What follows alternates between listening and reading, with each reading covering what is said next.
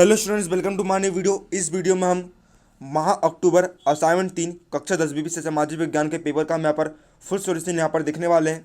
तो आप इस वीडियो के लिए नीचे जो लाइक बटन दिख रहा है उस लाइक बटन को आप जोर से दबा देना। साथ ही चैनल पर नए हो चैनल सब्सक्राइब कर लेना, क्योंकि हम आपके लिए जो है लगातार यहाँ पर वीडियो को सोल्यूशन ला रहे हैं।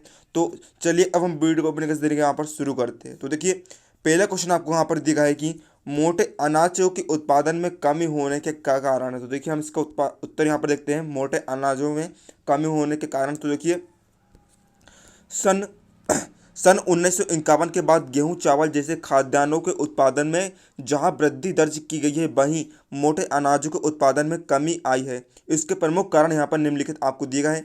पहला कारण है चावल व गेहूं प्रमुख खाद्यान्न फसलें हैं, अतः इसके उत्पादन पर अधिक जोर दिया गया है। दूसरा, फसल उत्पादन आज एक व्यवसाय बन चुका है। इस कारण किसान उन्हीं फसलों को प्राथमिकता देते हैं जिसमें उन्हें जो है अधिक लाभ मिल सके, है ना। मतलब कि और तीसरा, बढ़ती जनसंख्या की खाद्यान्न आवश्यकताओं की पूर्ति हेतु सरकार ने भी हरित क्रांति के लिए गेहूं व चावल के उत्पादन पर अधिक जोर दिया है। मोटे अनाज गरीब लोग उपयोग करते हैं, अतः बाजार में इनका उचित मूल्य प्राप्त नहीं होता और इन्हें उत्पादित करने वालों को लाभ नहीं होता। सरकार द्वारा इन अनाजों के उत्पादन हेतु कोई प्रोत्साहन नहीं दिया। तो पहले क्वेश्चन का यहाँ पर आपका आंसर हो जाता है। छात्रों, यदि आप जो है इसकी और छात्रों आपको जो है डिस्कशन में आपको सभी विषयों का आपको जो हल लिंक दे दी गई है, आप उन्हें भी जाकर यहाँ पर देख सकते हैं। आपको कहीं भी भटकने की जरूरत नहीं पड़ेगी। दूसरा हम देखते हैं, जो रूस है उसमें 1861 से 1940 के बीच किसानों की स्थिति में क्या क्या परिवर्तन आए। तो देखिए, इसको उत्तर हम यहाँ पर देखते हैं। तो देखिए, सन 1861 ईस्वी तक रूस में कृषि को अर्थदास के रूप में रखा गया था। किसान जमीन से बंधे थे और बिना भूस्वामी की आज्ञा से दूसरे काम धंधे नहीं कर सकते थे या गांव छोड़कर नहीं जा सकते थे। सन 1861 ईस्वी में जार की घोषणा के बाद किसानों को इस प्रथा से मुक्ति तो मिली, मगर तब भी जमीन भूस्वामी के पास ही थी और किसानों को यह जमीन ऊंचे किराए पर मिलती थी। जार की पहल पर भूस्वामी ने कुछ जमीन किसानों को दी, मगर उसके लिए किसानों को बहुत बड़ी कीमत चुकानी पड़ी। शासन की ओर से यह रकम स्वामियों को चुकाई गई और किसानों को इसे किस्तों में पटाना था। जब तक वे इसे पटा नहीं देते, उन्हें गांव छोड़कर जाने की अनुमति नहीं थी। सन 1917 में ईस्वी तक कई पीढ़ियां बीतने पर भी किसान ही ऋण चुकाते रहे। कुल मिलाकर 1863 के सुधारों से भूमि स्वामी ही लाभान्वित हुए और किसान कानूनी रूप से आज़ाद तो हुए, मगर आर्थिक रूप से और बुरे हालातों में फंस गए।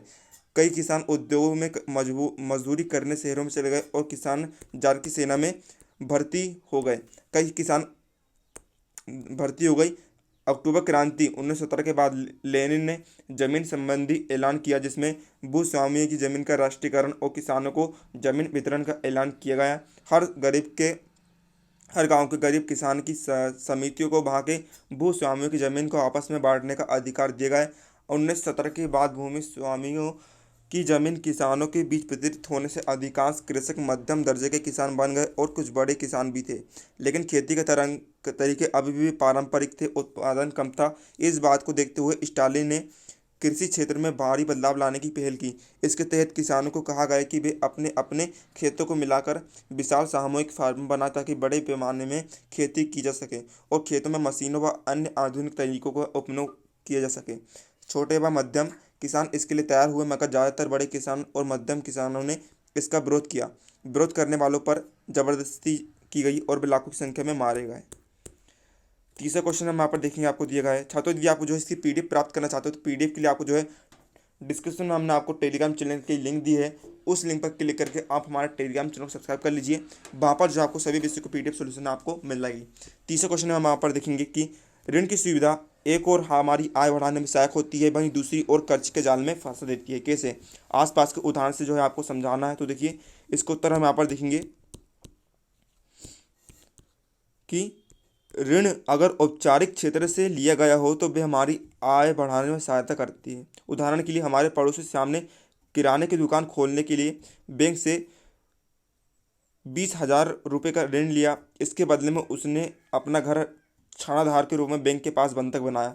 जब श्याम की दुकान जो है 2 महीने बाद अच्छी चलने लगी तो उसने ऋण की किस्त 10,000 प्रति माह देना आरंभ किया। धीरे धीरे उसकी दुकान अच्छी चलने लगी और 3 वर्ष में श्याम ने अपना पूरा ऋण चुका दिया तथा घर भी छुड़ा लिया। इस प्रकार ऋण ने श्याम की आय बढ़ाने में सहायता की।